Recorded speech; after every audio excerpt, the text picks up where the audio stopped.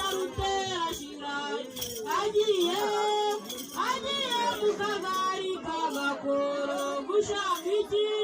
gushaka uwo bazamarana impeta yabonye neza